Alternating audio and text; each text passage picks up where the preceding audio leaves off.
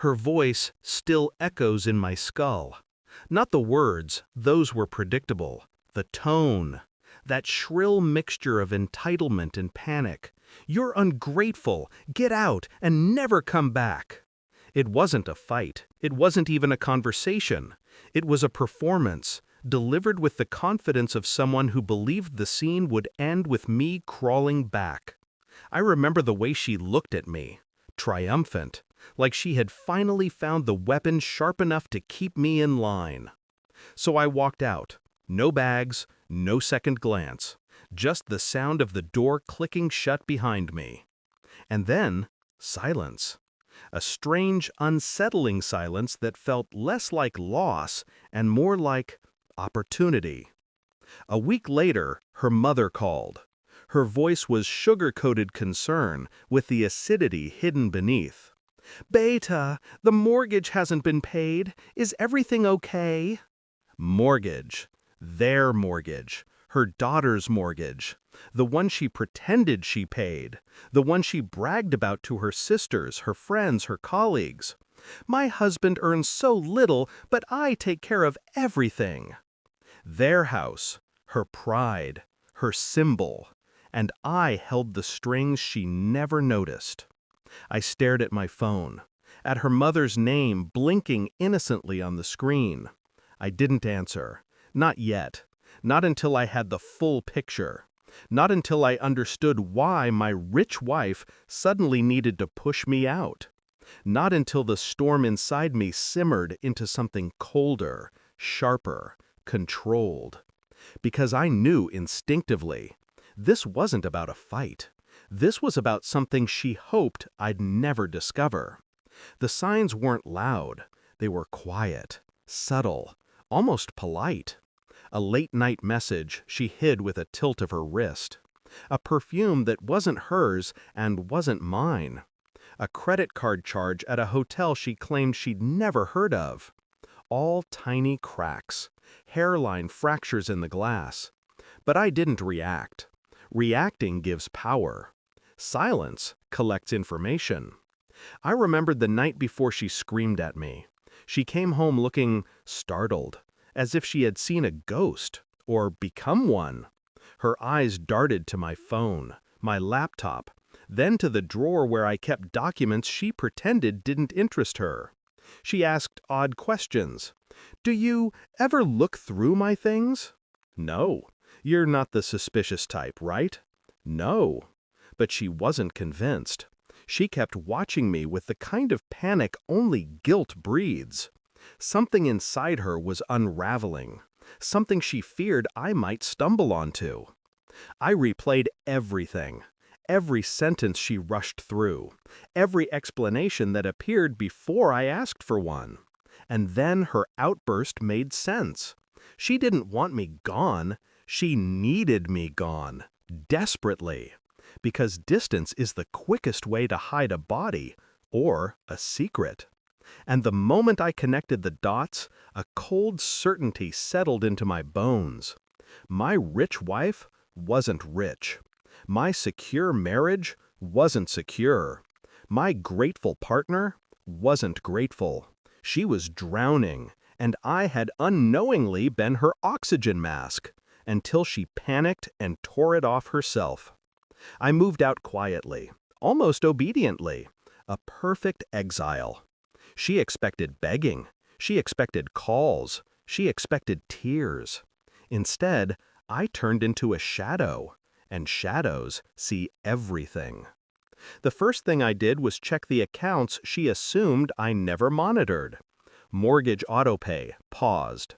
Savings mysteriously drained. Joint credit maxed. All by her. All hidden under the confident mask of a woman who loved calling herself independent. Then came the phone bill. Her messages, her late-night calls, her gym sessions. I didn't explode. I printed everything, indexed it, filed it chronologically. A private investigator would have been proud. Next, I pulled bank statements linked to the house. Payments in my name, my salary, my contribution. Her name appeared only on the deed, a decorative signature. Her mother had always believed it was her daughter paying. Her siblings believed it. Even she believed her own lie, until the numbers exposed her. Every discovery felt like a slow tightening of a knot, not around my neck, around hers. Still, I said nothing. I watched from a distance as she spiraled. Missed calls, long voicemails, half-formed apologies disguised as updates. We should talk. You misunderstood. Just come home so we can fix this. Each message was a confession without the words. She needed me, more than she ever admitted, more than I ever wanted her to. And while she clung to collapsing walls, I quietly removed the foundations she thought would hold. The last step was confirming what lay beneath her panic. A second phone bill, a second number, a second life, a man, a hotel, a 3-month pattern. I didn't cry. Pain requires attachment. What I felt was cleaner, sharper, purposeful. I returned once, not to talk, to deliver. A folder landed on the dining table with a soft thud. Bank statements, phone logs, screenshots, hotel confirmations, and finally, the mortgage documents bearing only my payments across 3 years. She stared as if the papers were alive, as if they might lunge at her. Her face drained, her lips trembled. Where did you get this? I watched her, calm, still, emotionless. You screamed at me, I said quietly, told me to leave, so I did. And then I checked what I was actually leaving behind. Her breathing hitched. She reached for me with shaking fingers.